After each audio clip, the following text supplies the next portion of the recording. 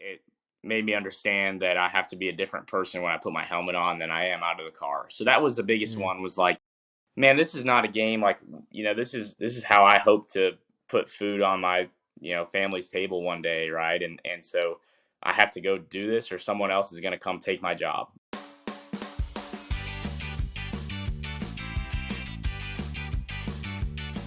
Our guest today on the podcast is Harrison Burton. He's a young 22-year-old guy who's already made it to the highest level of the NASCAR sport, the Cup Series. He's the son of Jeff Burton, a Hall of Famer, nephew of Ward Burton, another Cup racer. So he grew up at the racetrack. He races for the oldest team in the sport, the Wood Brothers racing team. And we just have a really honest, candid discussion about what it takes to become a Cup driver from his unique perspective. So if you guys enjoy this podcast, share it with some friends, give it a rating. That's the only way this thing's going to grow. Enjoy. Yeah, man. Thanks for coming on. Yeah, absolutely. Friday before a race. Yeah, all good. Most guys, I have to ask, because most of the guys are usually kind of first generation racers, and I ask them, when did you get into racing? How did you get into racing? Who exposed you? What was it? But you were like born at the racetrack, like you were going to the races pretty much every weekend when you were little. Like, what was that like? That was just normal for you? Yeah, it was just normal. I think my parents, my dad in particular, did a good job of just being a normal dad. Like, uh, he just had a different job than most other guys, and it was other than that, it was pretty normal. Felt normal growing up. I went to my first race when I was like 2 weeks old or something, probably. So yeah, I don't remember like what got me into it, or I don't really remember what even the first time I started getting interested in it. It was just always kind of in my life. So it's pretty cool that it worked out that way, because I got to kind of have just a normal childhood as well, like where I just went to normal, high school. Even when I was racing trucks, I was in high school, and that was cool. I thought that was the way to do it, honestly, instead of being just homeschooled and being only racing. I feel like I got to, experience a lot of cool things and just enjoy going to high school for a while. And now I'm definitely fully in the racing world. Right. Was it, I mean, I guess you didn't know any different, but did it feel like your dad was away a lot, or because it was only weekends, did it feel pretty normal and he was kind of just like a different schedule than most other dads who work during the week? He was definitely away a lot. Mm.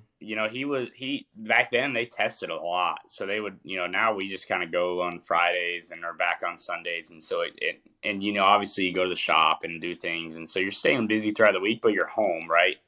I think back then they tested so much that it kind of kept it to where he was gone quite a bit. Mm. And plus, I was racing too. Like when I was younger, me and my mom would go to the racetrack together, and my dad would be off somewhere testing or racing or doing whatever. And he'll be the first to tell you that, like, in and it sounds like kind of horrible, but it doesn't, to us, like our family, it doesn't really sound that way. But racing came first. That was the way he provided for our family. That was the way he um, did the things that he did, and came first to him. It was, the first priority, and that's kind of how it has to be as a professional athlete. And you just have to have I think the people around you that, support you enough to be able to do that. So he was definitely, fully ingrained into racing, and he got a good reputation around the garage for that, because I think people remember him as just being a hard worker and always being there. And that's probably the thing, honestly. When I was a little kid, it was kind of like, oh man, and I was never like, oh, I miss my dad, I wish he was around more often. But you do wish, your dad could come hang out more, right? Obviously. But then, as I've gotten older, that's honestly been one of my favorite things about my dad, is his work ethic, and something I want to kind of emulate. Yeah, it's funny. I don't know what I was listening to. I heard someone say it like when you're pretty young, all you want is your dad's or your parents' attention. But then the second you kind of become an adolescent or a teenager, what you really crave and need is a good role model and like Hmm. someone who's there like working hard and what you should be. So that sounds like he was definitely a good role model certainly as a professional race car driver, right?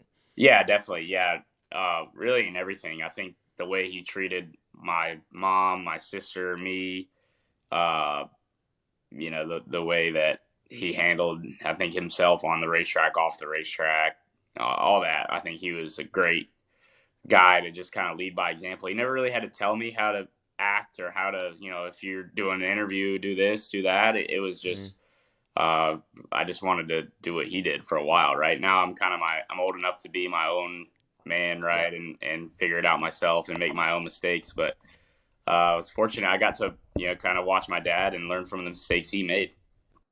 So what was you started racing pretty young. What was the I guess, looking back on it, what was the thought process?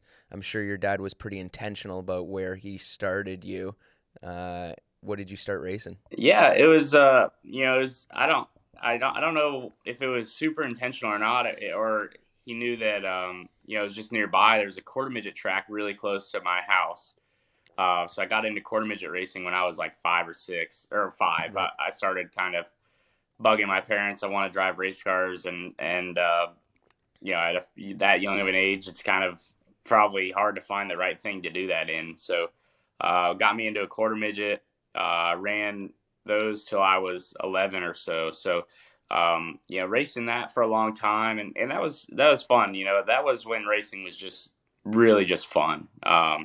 It got kind of serious at the end. There was this national tour circuit deal where you would race all over the country and go for like a big championship. And that's when it got serious. It's like my last 2 years of doing it. But other than that, it was just kind of local races. And, me and my dad would show up and just, or my mom most of the time, really honestly, would show up and just go and someone would have to push me off and then I'd go racing. So, it was a pretty fun way to grow up for sure. Did you race against Trayton Lapsevich? Yeah. Yep. Okay, yeah, because I had him on the other week. He came up here and we were talking about that and how crazy that those quarter midgets were and how competitive it was. Yeah, it was, man, and when I was getting older in the quarter midget deal, it was like very competitive. There's hundreds of cars showing up to certain events, and like a F main and a G main, like you had to work your way through all the way to the A main, right? So, it got pretty crazy, got out of hand, like any racing does, where everyone wants to win, and so it gets kind of overboard, and sometimes I feel like you can lose what makes it fun when you do that. Hmm. I don't feel like that's happened for me yet, but I could see how that certainly would happen. What makes racing fun to me is the competition and just having fun and enjoying it, and then and then you can take it as a job sometimes and lose some of that. Sure. So you're 11. Where did you go after that? This is I'm probably ill advised. I went straight to a late model when I was 11. So Okay. that was weird.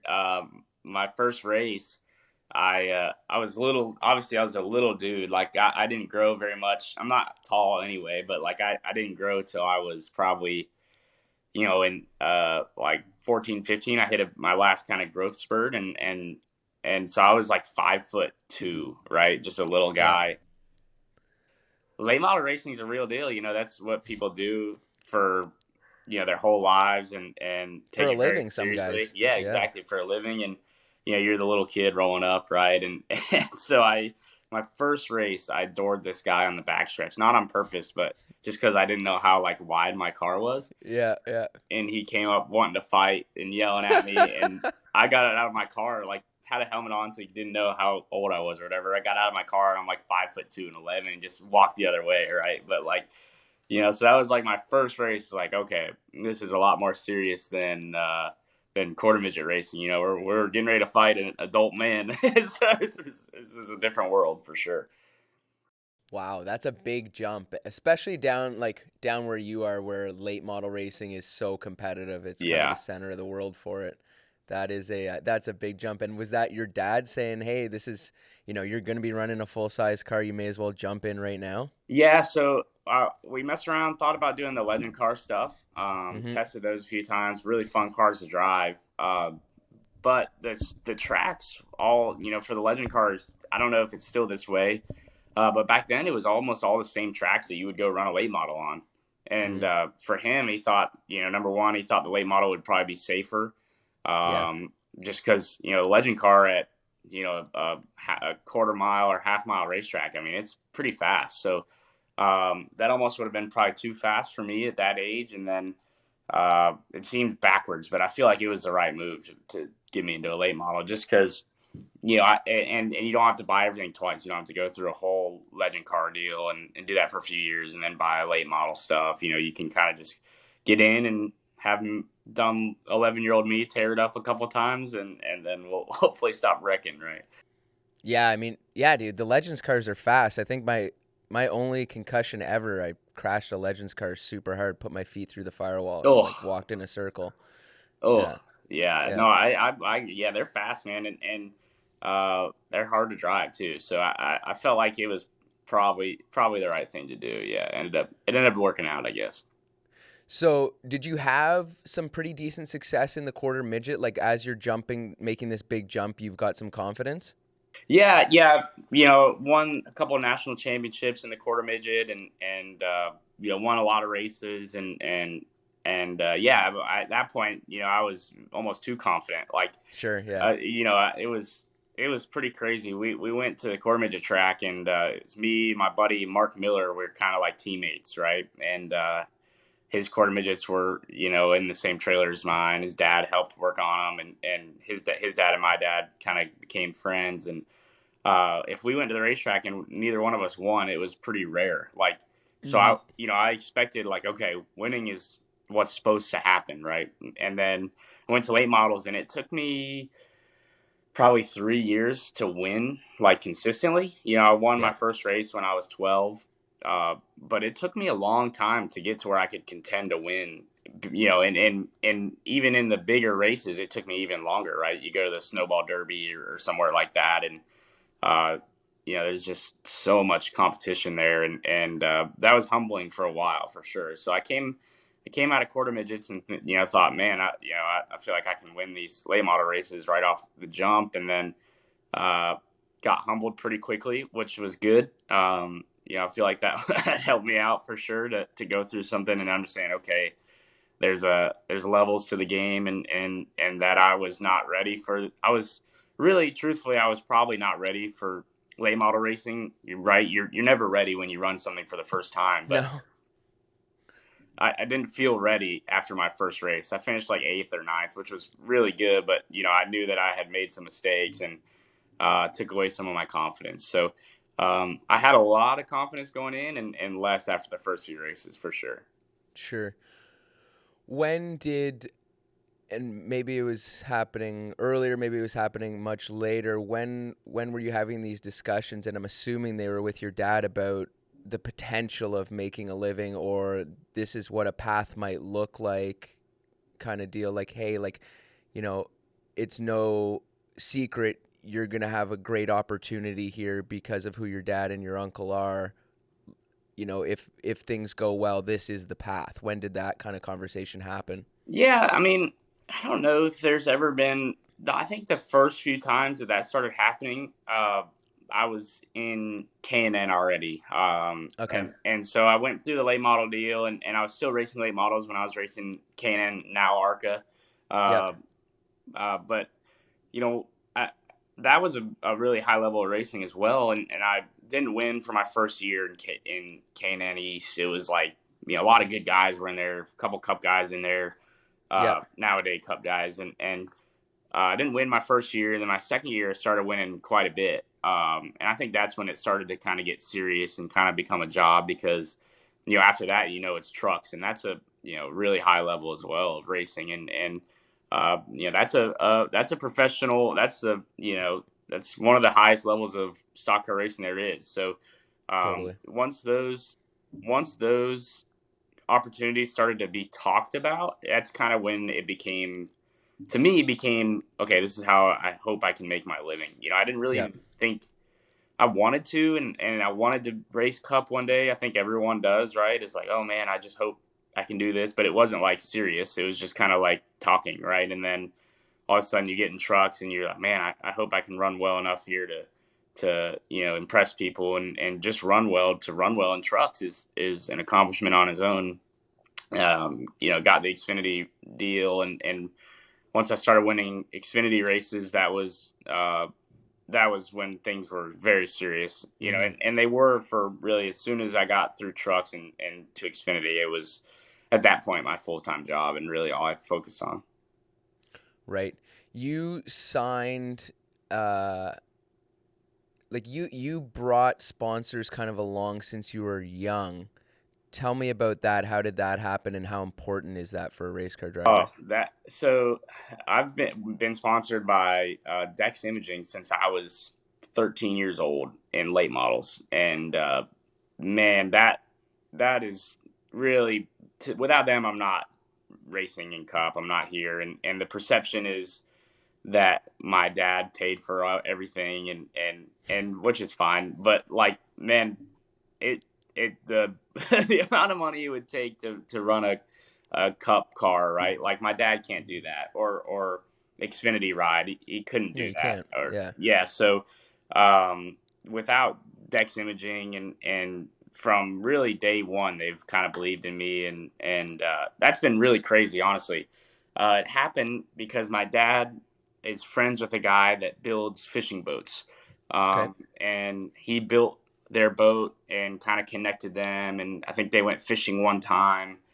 And my dad ran his late model team like it was his race team, right? And so when I was too young to run a race, we'd have a guy that helped us, Brandon McReynolds, Larry McReynolds' son, Yep. worked on my late model growing up, and he would drive it as well when I was too young to run something. So he raced it at the Snowflake, which is like the pro late model race before the Snowball Derby, and that was the first race Dex Imaging ever sponsored. And they're out of Tampa, so it was in Florida. And then probably 2 years later, they started sponsoring me in late models, and so it was this kind of slow process of kind of building a relationship. And now those guys at Dex are like family. It's been really really cool how it's all worked out. It's been definitely kind of just dumb luck, right? You meet through a friend of a friend, and your interests align, and you get along good, and then it's not really about, hey, do you want to sponsor my son? It's just, hey, we're gonna talk to each other, be friends, and then eventually that stuff started to come, and it's been pretty lucky for me for sure that it worked out that way. Right. I think I think a lot of the times people get hung up on either talent or money, but it takes both. If you show up with all the talent in the world, having never got the opportunity to showcase it in good equipment because you weren't able to bring a sponsor or bring family money, you're not going anywhere. No, And exactly. vice Yeah, versa, you can buy one or two rides and really good equipment, but if you got no talent, you're not going to stay there either.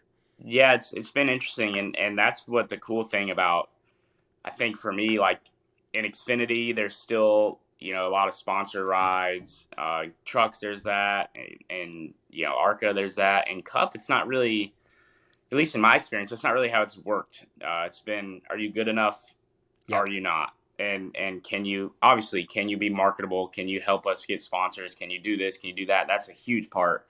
Mm. But once you get to Cup, it becomes a lot more kind of that stuff is more out of it. Obviously, there's a huge factor in it, right? Like Dex Imaging sponsors some of my races in Cup. They are a huge part of me racing, and are going to continue to be. But you know, at this point, you have when you race for a team, it's like the Wood Brothers has been around forever. They're not going to just have somebody in the car to have somebody in the car. They want to have someone that they think can do a good job. So if I don't do my job, I'm gonna lose my ride, and Yep. that's kind of how it should be, right? Yeah.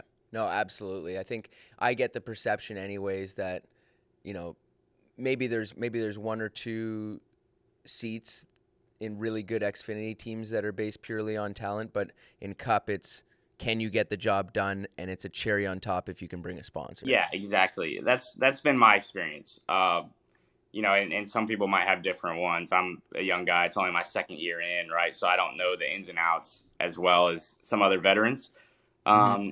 But that's definitely been my experience. And I will say this too: when you get to Cup, the first few races are really eye opening because Hmm. there's a public perception of like, oh, this guy is not very good, and I'm not gonna name a name, but you can think Yeah, of yeah. the guys that fans are like, oh, this guy is not that great.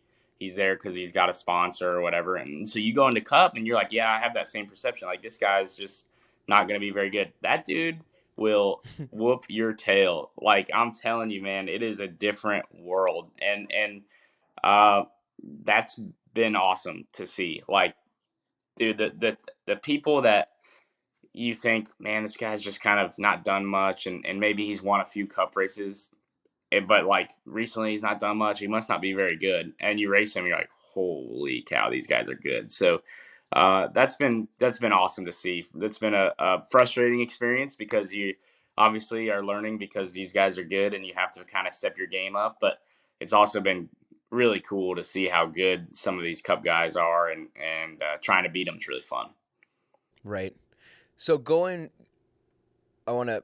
I got a bunch of questions that I'm so curious on for the cup stuff, but I want to go Yeah. back and not kind of skip over your younger days. So you were going to the track a whole bunch with your mom and whoever was kind of looking after like the team, and your dad was racing up. Did he race full time up until like 14? Yeah, yeah. He Okay. was full time, I think, till 14. Yeah. Okay. So he wasn't there a bunch, but I'm sure he had a lot of feedback. Or you guys, what was he like as far as, was he hard on you? Was he easy on you? How did that relationship go? He was pretty hard on me, which was good. He was he was pretty hard on me, man. He was that dad that like when you're at a football game and he's got his kid by the face mask, kind of yelling at him. That was my dad. Okay. It was always this sequence, right? I would screw up in the quarter midget or whatever. My dad would yell at me. I would be sitting there just listening to him, right? Because what are you gonna do? Your dad's yelling at you. You can't really talk back. And then my mom would yell at my dad for yelling at me, and then they would yell, and then he'd get back to me. So it was always that, like, if they were both at the racetrack, there was always me and him would yell, and then my mom would yell, and then it was like a big deal. So he's very intense, man, and my I didn't know that he was intense until probably like I was probably 7 or 8, and we're testing this at the quarter midget track. We're just making laps, and I sat in the car for probably like 4 hours, 5 hours, and my dad didn't really let me out of the car. My grandpa was Oof. there, who's like a Vietnam vet, right? Toughest Yeah. guy I've ever met in my life. He was a frontline medic in Vietnam. Has done and seen a lot of crazy things. And when he started getting worried about me and started saying, "Hey, like, why don't you let him out of the car and all this and all that?" I was like, "Okay, maybe my dad is hard on me. If he's worried about me, I must be really going through it right now." So, um, yeah, that was probably the first time I was like, "Man, I think my dad's harder on me than other other dads." So, it Wow. was, but it was good, and it was never like in a way of like, "Oh, you're an idiot" or this or that. It was, "Hey, man, we have to do this better. Here's why. Here's how." And if it needed to be an intense way that he delivered that, then that's what it turned into. And he's still the same way right now. He spotted for me last weekend at Coda, Mm, and it was like just like the old days, man. He, you know, yelling and getting intense, and I kind of feed off it. I enjoy it. right. Right. That's good. Man, getting sat in a car for 4 or 5 hours. I struggle for like an hour and a half. Oh, it was bad. Yeah, it was a bad deal. Hmm. So man, Coda last weekend, since you mentioned it, it was nuts. Like corner one is just Yeah. silly. Oh. I love that track. Like it's cool that they're racing cup cars now on like a proper FIA modern like Formula One track. Hmm.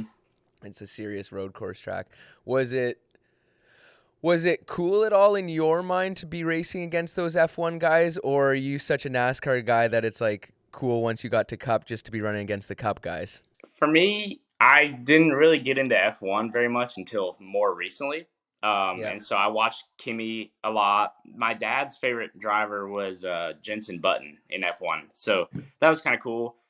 He always rooted for Jensen Button. I don't know why, but whenever they were racing and those races would come on, and this is back when Jensen was racing. So, full time.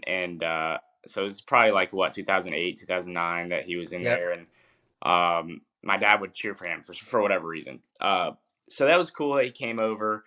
But man, I got to race. I was just so frustrated at Coda. We were pretty decent, had a good car, and first gear dropped out of it. So I only was second gear and up. Coda's a lot of first gear corners, so I would like run people down and then would get to a hairpin and just whoa, like get driven away from. And so uh, I didn't get to really race a whole lot of people, just because I was kind of just on my own. It went green for a long time and kind of got separated. So I wish I could have kind of mixed it up with Kimmy and Jensen. Kimmy did absolutely door me once, which I thought was hilarious. I forget what happened. It was on a restart or something, and I was going through the S's, and Kimmy just hooked a right on me, and I actually laughed because I was like, man, he's just Yeah. really getting into the NASCAR deal, huh? Like he was getting aggressive, so that was cool to see, and those guys seemed to enjoy it, man. It was honestly like one of the most chaotic things to be a part of at the end of it. Hmm. Um, and obviously there was a lot of just carnage and just people doing crazy stuff, and uh, yeah, but that part of it, I can't decide if I'm like, oh, that's cool, that's what we should be doing. We're racing hard, and we're gonna, or if I'm like, yeah, it's over the line. So I'm kind of, on the fence on that whole ending. But the F1 guys seemed to enjoy it. They were all like pumped up about it. So that was surprising. Yeah. How much? Because you've driven both kinds of cars now, the new Cup car, and like for people who don't know, just tell me if I'm out of line here. It's a lot more like a sports car than the Xfinity, what the old car was, or the Xfinity or truck. Yeah, Um, definitely. so like do you think, in my eyes, anyways, now there's going to be more guys like Jordan Taylor or sports car guys or guys who have run stuff that's more similar. They're going to feel a little bit more confident trying to put a ride together for a road course, saying, "Hey, I might be able to do this." Whereas jumping into the old style car was like, you've got no hope. Yeah, it is. It is more similar to a modern sports car. I ran a GT4 race earlier this year, and I felt like, obviously there's no ABS, there's no traction control or anything like that in the new Cup car, but I felt like it was similarly like capable. Like I could run the same center corner speed, I could do the same sort of stuff, and I was like, okay, yeah, like feel like I'm kind of this is more in line, right, with maybe what in the old car it was like driving. Drove like a semi truck. It was slow and rolled over and locked up the brakes every time he tried to really get into a corner. And I think that's the biggest thing now is the braking is Mm, so much better on this car compared to the old car, that it makes those guys feel at home where they can kind of get aggressive on the brake pedal and give it a big initial first spike, and the car will handle it. So that and with the independent rear suspension, you don't get the horrible wheel hop, yep. like the old cars would get, and so it kind of takes out some of that like learning period of some things that the NASCAR guys are like, oh yeah, I've had to deal with that for a long time. Where I don't know if Jordan's ever had to deal with like a car that wheel hops like the old Cup cars would. So Yep. yeah, I think so. I think it's definitely closed that gap some, and we see it with Kimmy running. He ran pretty decent at Watkins Glen last year, and Yeah. Yeah. Jordan was flying in qualifying. So, yeah, those guys definitely, I think, especially after how Jordan qualified and practiced, I think, and he raced well too. I think that those guys will definitely feel more confident. Yeah. No, I'm super excited to see. Um, so going back, you never did you ever run full-time trucks or just kind of a couple part-time deals? Yeah, I was 1 year full time Okay. trucks, Okay. and then to Xfinity after that. From my eyes, from 1,000 foot view, you kind of maybe struggled a little bit in trucks, but really found your way in the Xfinity. Like started really winning some races. Was that, what do you attribute that to? Like, was that confidence, or was that just team and everything meshing and equipment? I mean, I had a really fast truck when I ran trucks. I just think I wasn't ready, honestly. Like Mm, I got there and I expected to win a lot of races and expected all this and all that, and it didn't really go that way to start, and just didn't have the racecraft I needed. I could be fast, I could go and run fast lap times, but I was not aggressive enough, and I wasn't really, especially on the mile and a half, so wasn't really confident in how to drive those trucks. And uh, I was a young kid and made some mistakes along the way. And then in the Xfinity car, that coming off of that year in trucks where I was, had super high expectations, wanted to win a championship in my first year, like, expected to almost go out and just dominate. Didn't do that at all. Like, didn't win a single race. Didn't run as good as I should have. Uh, and then going to Xfinity, having had that experience, I think it made me better. It kind of grew me as a race car driver because now I understood, okay, this is the big leagues, this is professional racing. I have to go to work. And so that mm. whole off season I just went to work, and that whole season, I had a great crew chief, had a great car. And yeah, it worked out good. I think that bad year in trucks was probably one of the lowest points in my whole career. Like, mentally, I was not handling it well. Uh, running bad, and then being like 18 years old, and I was way into reading social media stuff, and so I was like reading stuff. Everyone was like, "Oh, you're not good enough," and man, I took it to heart. So now that stuff, I just laugh at it. Like, it doesn't bother me at all. But back then, it used to bother me, and Yeah. so I just wasn't really emotionally ready to handle all that yet. And so it all kind of crept up on me. And then after that, I kind of toughened up and got better from it. And that's, I think, where the success came from after, was more so just me growing as a person and as a driver. Yeah, for sure. I think, now, like every year that I get older, I'm more in tune with what each like race and session is going to teach me. Like there's going to be a lesson on almost Hmm. every time you go out. And uh especially jumping into something like that's, a new car or like a new track you've never been on. You go home and you've got all these regrets, and you look back and you're like, man, like I can't believe I did that, or whatever. And I've had some serious like quantum leaps, like real understandings, like, oh shit, like I was simply just overdriving it the whole Hmm. time, overdriving it. What you must have had a bunch of those kind of like mental downloads between trucks and Xfinity, or Xfinity and Cup. Like, can you speak to that a little bit? What are some of those Yeah. big learning sessions? Yeah. I think from trucks to Xfinity, I think the biggest one for me was just understanding that if I didn't run well in Xfinity, that I was in a do or die mindset, and I think that was a good thing for me. I think that brought some intensity out of me. That I'm a pretty calm guy, normally a nice guy. Um, that year, I got into a fist fight on pit road, and I was racing hard, and there was a lot of stuff that was like, oh, that's not how I expected Harrison to do this or do that. And I think it made me understand that I have to be a different person when I put my helmet on than I am out of the car. So that was the biggest Mm, one, was like, man, this is not a game. Like, this is how I hope to put food on my family's table one day, right? And so I have to go do this, or someone else is going to come take my job. And so yep. that kind of, from trucks to Xfinity, it became, this isn't really a game anymore. And my confidence was low, but I think my intensity and my work ethic was high, and got results because of that.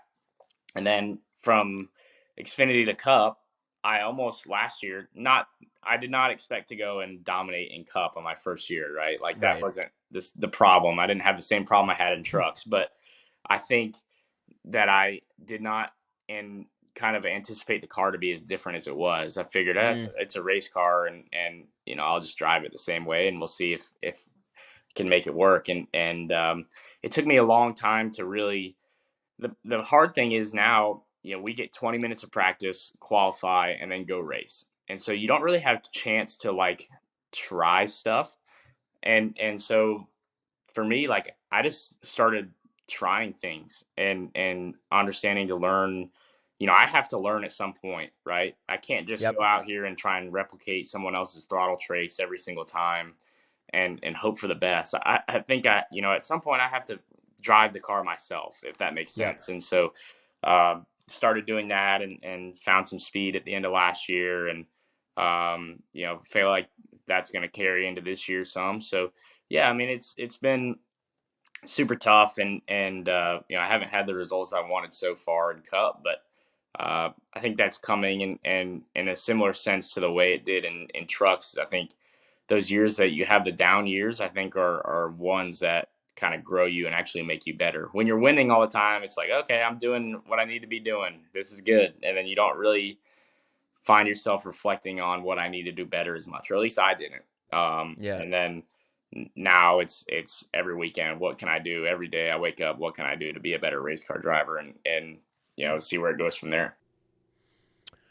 Where do you see, or maybe you've already collected it, but where is that low hanging fruit? Is it on the simulator? Is it looking at a bunch of data? Is it watching races? Is it trying to ask questions of guys and get honest answers? Where is that for you?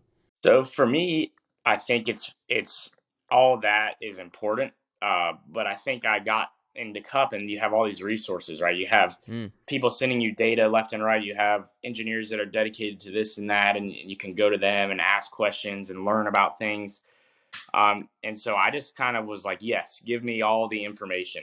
And I wasn't really a leader. I just kind of was like, yep, this is what, if you have the information, give it to me. And I'm not really going to tailor it to me until you already give it to me. And then I will like go from there. Right. And sure. so now I'm starting to learn that some of these things is just, you're just overloading yourself with information. And at some point, you just have to understand that driving a race car is more of an art than it is exercising a engineering, right? And so as a driver, I've started to just kind of think, okay, I need to kind of dumb it down, if that makes sense, right? Like I don't Yeah. need to be thinking about all these little things. I just need to understand, okay, I need to carry entry speed here because of this. Just kind of go back to the basics. And last weekend kind of did that at Coda for one of the first times I feel like where just kind of slowed everything down and say, okay, just tell me where I'm getting beat and I will figure out how to be better there.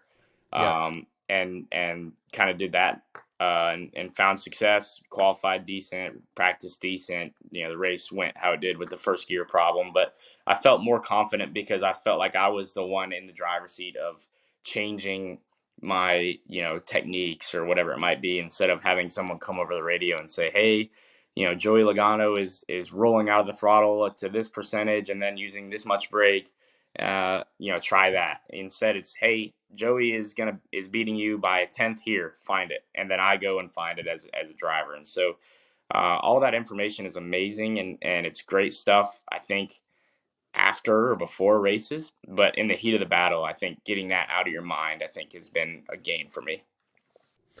Yeah, I completely agree. Yeah, like after and before, that's one thing, but racing, I think you said it really well. Like it is an art, like it is like a dance. Like you're on the edge. You can't be running your, analytical mind at the same time as trying to just wheel the car with your, the seat of your pants. Yeah, There's no exactly. way. And Yeah. I've found that another thing that where the low hanging fruit is for me is the mental side of the game. I've found that I can drive the car when you put me in a situation where everything is on the line for some reason, and I feel like I'm driving the car 100% all the time. But Yeah. whenever there's everything on the line, I always find more. And so Yeah. it's like, what am I doing mentally to do that? Okay. What spot am I in to find that and do that all race long? Because that's in Cup, that's what you need to do, man. You need to be just set on kill for the whole race. And it is the most aggressive racing series I've ever been in and with the most talented guys I've ever raced against. And dude, you just have to be just so switched on the whole race. And so, you get in and you can find yourself in a 500-mile race, kind of losing some of that edge and some of that intensity at some point. And for me, I have to find a way to get back into that mindset of, this is for everything. This is on the line, and kind of create scenarios in my head almost. It's weird, but um, Is it, that it with the help of a sports psychologist? so I did that. I did that for a while. I had a sports psychologist, awesome guy, was really helpful. And then at some point, I was like, at some point, it kind of to me became I need to find a way to do this on my own, if that makes Hmm. sense, because Yeah. I felt like with I felt like people that haven't driven a race car, and this might sound dumb, but like don't understand what it's like and don't understand where that comes from, and I don't know.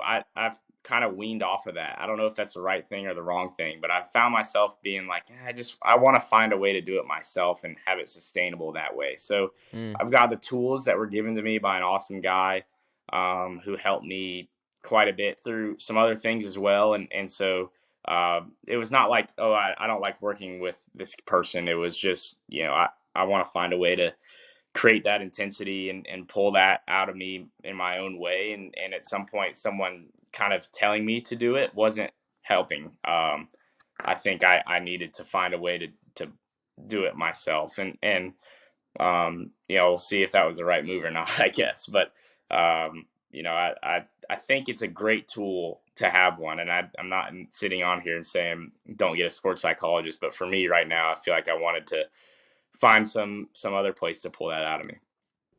For sure. For sure. I mean, you've been doing it so long, you've got so many reps. Like I jump in a car, a handful. If I run a whole season, it's 12 races, right? And they're Yeah. pretty short races. And I don't know if it's just being a Canadian guy or whatnot, but the heat absolutely murders me. Oh What do yeah. you what do you do to train for the heat? Do you heat specific adapt, or is it just more working out for your heart rate? So I've done the heat adaptation training. When I was driving for Toyota, they had a room in their gym that was they would turn the heat up to 110, and you would go work out in there, and it was Hmm. not fun, but it was pretty useful. And now I'm not at that gym anymore. Obviously, I race for Ford, and so I'm at a different gym. And instead of doing that, I just go out on a hot day and go run for 9 miles. And I've found that for me, that's almost worked better because I'm so much more focused on just being in good shape and getting my heart rate down. And you're really kind of accomplishing the same goal. So I think for me, either one works. Both have their benefits and also their drawbacks. I thought I was kind of drawing myself out a little bit doing the heat stuff so much, Hmm. where you're just kind of killing your body. It can only take but so much of kind of that dehydration, and you lose so much fluids in during the week doing that you kind of are like, man, I got to really work to put them back in. If you don't do that the right way, you'll find yourself getting in trouble. Yeah. So just I kind of just work out normally now. I do a lot of high intensity cardio workouts, and that's about it. Just kind of go about racing, and I found the biggest thing is just hydrating. Like there's a couple products that I use, like or Pedialyte or anything like that, where I'll drink one of those in like 3 or 4 waters, and Yeah. uh, I've found that changes the game, man. If you're well hydrated, it makes everything so much easier. Yeah, I don't think people realize how much like salt and magnesium you need to actually Oof. be hydrated. Yeah, Just drinking a lot of water will actually dehydrate you. right. Yeah. So, uh, so I do a lot of the high sodium stuff, and there was one thing I used for a long time. It doesn't taste good at all, but it worked awesome. It was called the right stuff.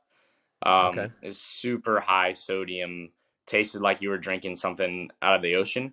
Yeah. But then if you do that and then drink a couple waters right after that, man, you feel really good. So I found a few things that kind of helped me for that for sure. Right on.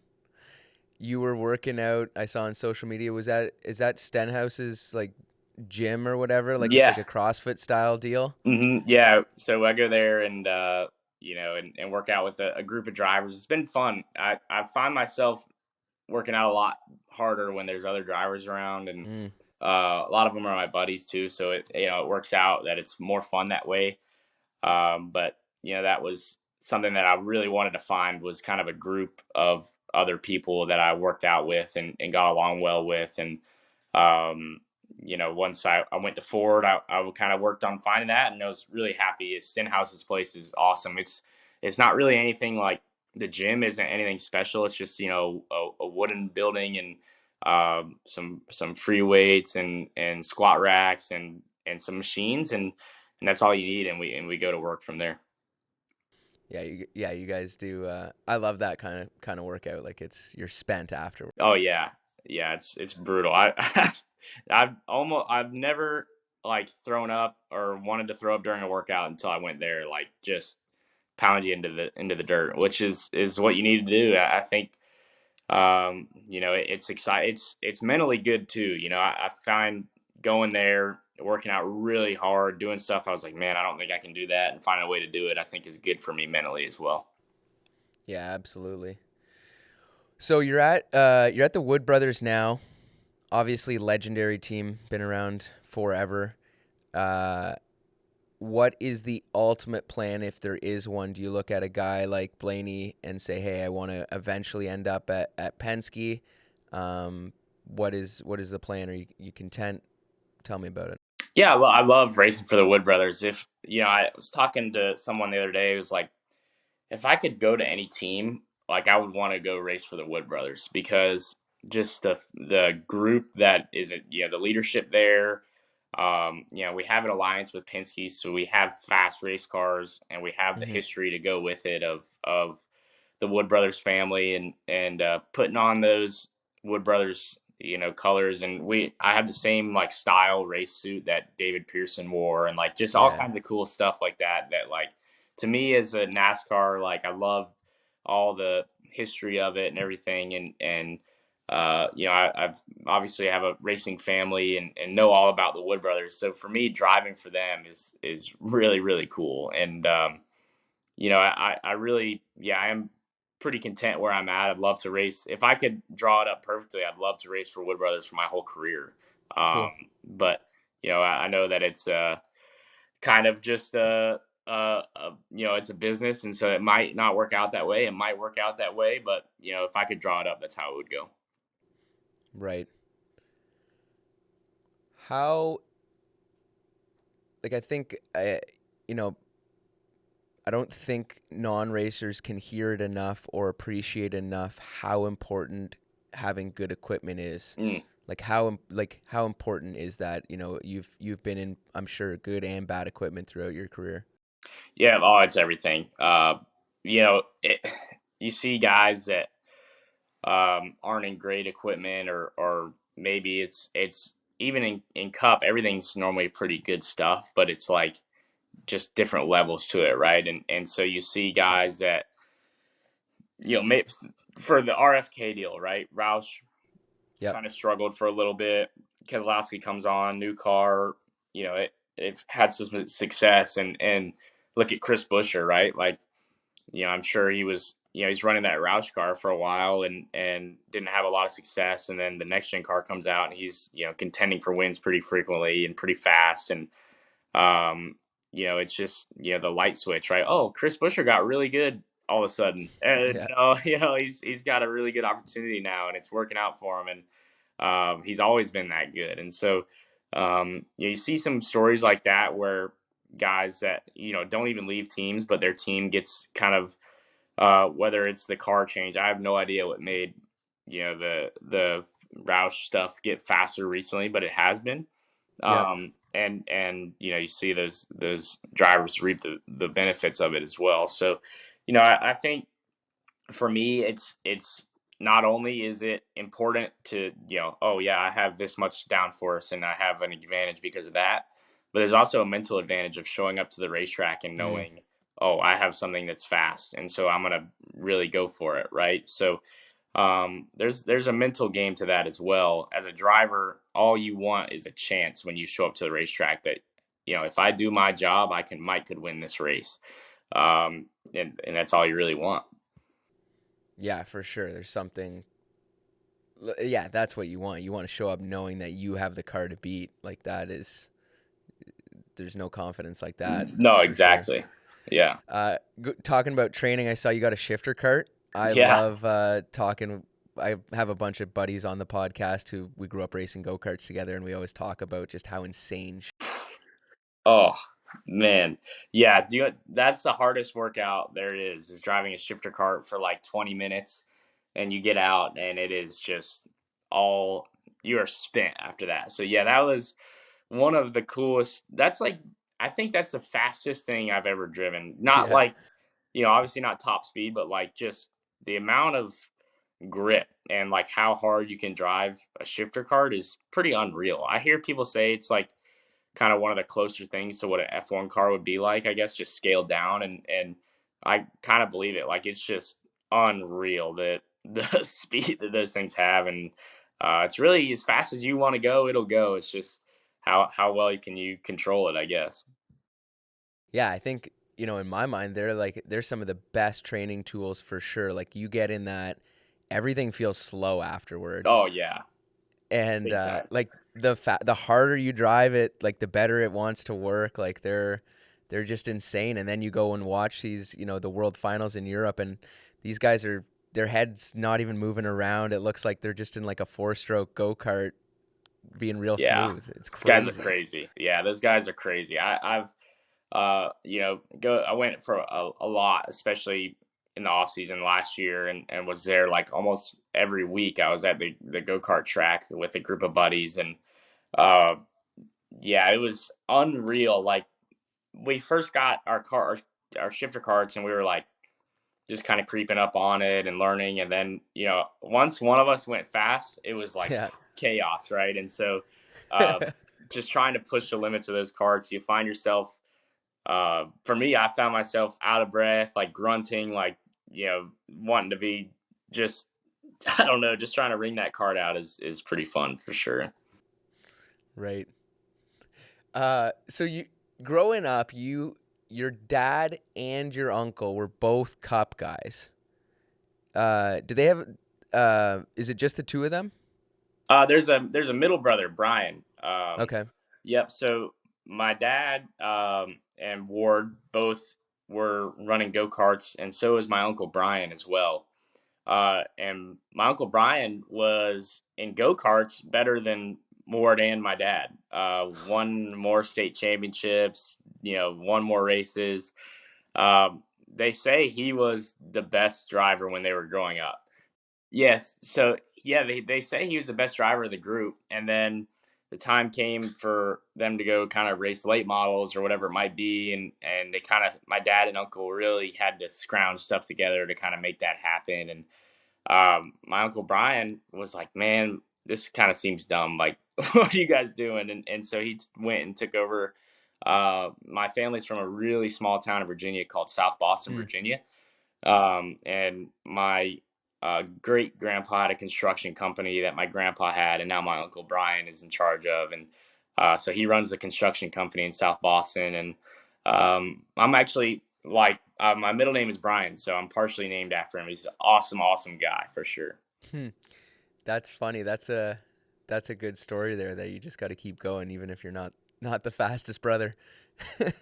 Yeah, exactly, right? Yeah, so Brian, he always like every Christmas, he's like, "Yeah, whoop these boys in go karts." He always will bring that out every now and then. So he's an awesome guy, and it's not like it didn't work out for him either. He's doing some really cool stuff with construction company that our family started, and that's important to him. So it's not like he's sitting on the sidelines like, I No. wish I shoulda, woulda, coulda. I don't think he's that way. And but it is a good little funny story for sure of like it's crazy how some things work out. Hmm. So you have these role models like your whole life in your dad and Ward, and what does that do for your perception of cup drivers? Does that, like the guy who has no connection to the sport sitting at home, these guys might be like superheroes, but your two of your family members are doing it. Does that, hey, these are regular guys, or is it still a little bit like, oh man, these guys are superheroes? I always thought my dad was like a superhero when I was a kid. I thought he was, the toughest guy, the coolest guy. How every kid like kind of argues about that Yeah. in school. It's like, oh, Yeah, my dad's tougher yeah, than your dad. I was definitely that kid. Um, so I felt like what they were doing was really awesome. But then, I think on the other side of that, like I grew up and I would, my dad was friends with Clint Boyer or Kevin Harvick or whoever it might be would come in the motorhome and I would be in there just hanging out and would mess with them or whatever, talk to them. And now some of those guys are still racing and I'm racing against like Harvick, for example, was teammates with yeah, my dad. And now, I race against him every weekend. It's pretty cool. So on one hand, I think it it made it easier for me to just go up and talk to some guys, and I feel like I've put myself in some good situations and learned some things just because I was, not really afraid to go up and ask questions to someone like a Harvick or a Keselowski or whatever, just because I've known them since I was yeah, born, really. And so that's been an advantage to me. Is like I know some guys that get to Cup and you kind of are like nervous to talk to these guys, right? Because you're right, they you look up to these guys and I certainly did and wanted to be like them and. It's kind of nerve wracking, right, to go and try and beat them or go and try and talk to them about something. And so there was an advantage there for sure where I felt like I was able to just go up and be like, "Hey, Kevin, what do you think about this?" and talk to him and learn some things. And they've been really receptive to me as well and answering questions. And it's been good. So on your social media is something to prove, and you accompany almost every other post or something like with that. Yeah. Tell me about that. When did you become conscious of that you did have to prove something?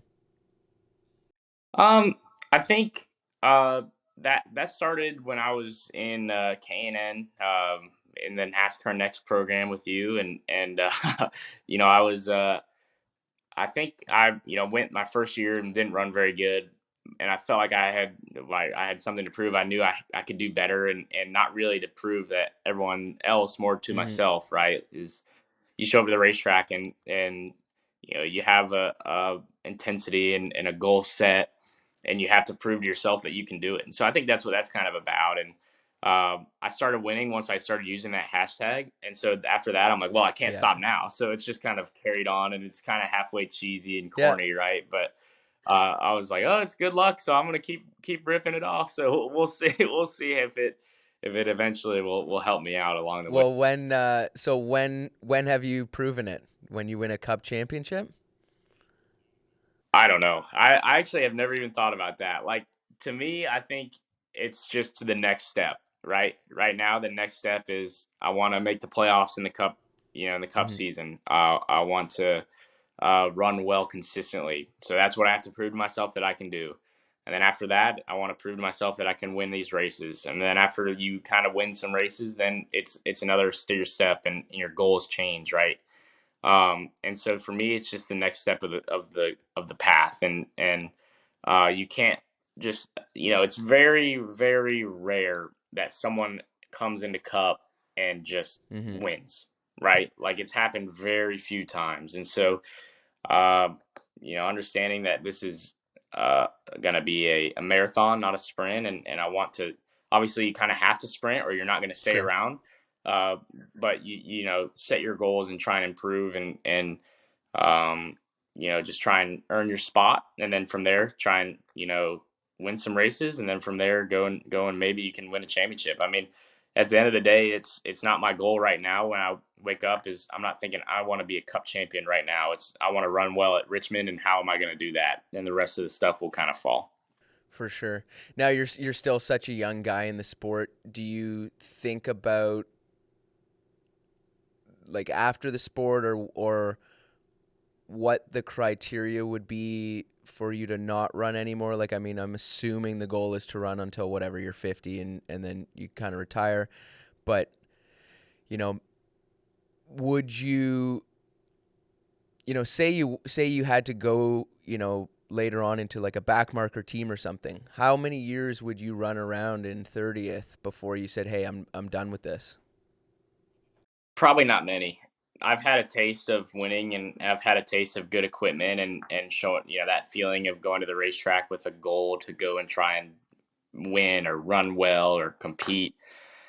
And I just don't see myself getting excited to get up and go and run a back marker if there's not a future Yep. there, right? Now, I'm not saying if say I lose my ride, right, and I have really no options. I'm not gonna say Sure. no, because you never know. You look at Ross Chastain. This guy was in some pretty bad race cars for Yep. years, and now look at him because he didn't give up, right? So if I feel like there's no future for me to have a chance to go and try and compete or whatever it might be, I don't see myself being as motivated and as excited, and could see myself kind of falling out of love with it, because the thing that gets me excited about racing is Yeah. competing, not really just driving Yeah. the car. And so I you know, I, I don't know. That's a hard question to answer, because I don't feel like I'm the kind of person that would give up Right. either, right? I don't feel like you look and you never know how it could go. So I don't know. I could see myself definitely being pretty upset if that happens, and having myself. I feel like I would have, I don't know, had this opportunity and Mm. squandered it, right, and end up in a situation where have to kind of go rebuild myself. That would be upsetting. So I want to try and focus Yeah. on the now. But if that does happen, I could see myself doing it for a long time as well to try and get back to this, right? So there's really, I'll have to see where it goes if that ever happens, and if it does, I'll try and make the best of it, whichever decision. So you ran the GT4 that was at Daytona.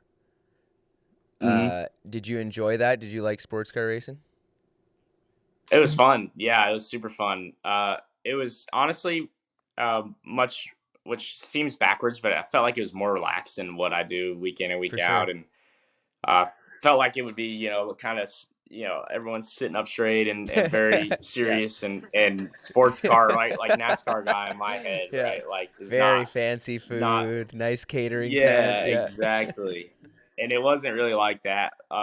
It was a lot like going and just racing with, I had a friend, Zane Smith, and I were kind of, we're co-drivers. So I was splitting a seat with a good buddy of mine, and we ended up winning. So that was really cool. And it was just a really fun experience. And the cars are fun to drive. Those GT4 cars, you can really drive pretty hard. And the ABS stuff is pretty exciting, makes life a lot easier. And so you can just Yeah. drive in there and hammer the brakes and not have to worry about locking up. So like, I know you're not really supposed to use the ABS as much as you can, but like as NASCAR guys, I think me and Zane were both like, if we got it, we're gonna just use this stuff. So we were hammering the brakes really hard, and uh, it worked out good, obviously with the win. But it was pretty fun. So uh if you were not allowed for whatever, theoretical reason to run cup, what other series would you say, "Hey, I want to go do that for a living?" Oh, that's a good question. Obviously, I so other than like the top three Yeah. NASCAR series, like when I ran Xfinity, I thought that was like the most fun car I've ever driven. Hmm. Honestly, it was like super low grip, high horsepower, and you could just have those things cross up sideways and drive them that way, and it was pretty fun. So I enjoyed those cars a lot. But if I guess the GT cars would be really fun. Like the GT4, GT3 stuff. I enjoyed that. I'm not really as I never really grew up road racing ever. Um, it's been the last 5 years where I've kind of had to learn road racing, and uh, so I don't know if I would be as good at it, but yeah, I definitely enjoy running those cars, and so I could see myself doing that. Yeah. Because I came from it the opposite way, only ever road racing, and then like really later in life doing my first oval and running ovals, and it was like, oh shit, Hmm. man, this is a different sport altogether. Like racing ovals Yeah. compared to, I can relax my fingers, take 3 deep breaths down the back straight on a road course, but I've got tears streaming across my face, and snot across my face because I'm hanging on in this little bull ring, turning left. Um, do you Yeah. think, do you say one's harder than the other, or at least maybe harder like physically or mentally? I think mentally, to me, the ovals are more challenging. I think physically, the road courses are much more Hmm. challenging. The Cup cars are so hot and so out of control. So you are just sawing on the wheel. Yeah, we've got the sequential shifter, which so you're rowing through a lot of gears. At Coda this weekend, there was a lot of drivers that looked pretty red Hmm. coming out of their race car and were pretty tired. And uh, it was a physical weekend this weekend. So that was, I think, one of the harder tracks physically is Coda too, just because the S's are really demanding, and you go up all this elevation change, and you can drive so hard because there's a lot of grip. The only real break is the backstretch. So that was pretty physically hard. And then I've found myself like racing, for example, like Daytona or somewhere, I guess, where you're using the draft a Yep. lot. I found myself being mentally like fatigued after those races and not being able to like almost not being able to process things as well after those races just because your brain's like, all right, I'm done, I want to shut down. At least mine is that my brain might not be able to handle as much as some other guys, but it was you know pretty mentally demanding to do those kind of races. And then you go to the short tracks and the mile and a halfs, and it's kind of a mixture of both. And that's kind of, I guess, Yeah. Yeah. I thought the short tracks were just insane mentally. Like just, no time to regroup. You you have to be so no, tough. yeah, and you can work yourself into being physically tired mentally. I've found like you can raise your heart Yeah. rate mentally and make your day a lot harder than it needs to be for Yeah. sure. So I steal this question from Junior all the time just because I love these stories. It doesn't have to be you; it can be someone you heard of or a different team or whatever. What's the best innovation or cheating story that you can Oh, remember? oh, there's a lot. Man, I don't know. My late model stuff, we never really cheated very much or anything like that. I will say the one that was really kind of funny, and as a driver, kind of in the NASCAR stuff, you don't really ever know about nowadays. They don't really like to tell us what's going to be, because we talk on Yeah, podcasts, right? So, exactly. uh, You don't so even they know they how keep cheated me up out your of the car loop. is. Exactly. So keep me out of the loop on that stuff. And the Wood brothers actually, they very notorious for like back in the day trying to do some really cool stuff, and now I think we play it pretty straight down the line. But the one that was really funny was last 2 years ago at Phoenix. I was in an Xfinity car, and we had these little bleeder valves on the valve stems of the tires to go through the LIS deal. So it wasn't even to run on the racetrack, but it was to change the cambers for the reads of the laser Okay. scanner. And so the series director walks up right to it and changes this little valve stem, and just you hear. I was sitting there, I had no idea. I was like, "What is he doing?" On your car. Tightens it, and I hear, Oh oh boy. yeah, I hear air coming out of the tire. The more he tightens it, and then kind of loosens it, it stops coming out. And I was like, "Ooh, this is gonna be bad." So had to start from last. I thought I was gonna have to start from pit road and go like a couple laps down, but oh yeah, so we got a penalty for that. It was the last race of the year, and we were just, I guess, trying stuff just to see how it went. And someone either told them or he was just had a feeling and literally walked right to the wheel, and first thing he did. So I don't know if someone told on us that saw it or what, but it was pretty interesting. And yeah, I was worried. I was coming off of, you know, I was getting ready to go to Cup next year, and I was like, man, I hope that I don't get like suspended or something off of this deal. So it worked out though. It was all good, and I just had to start from last.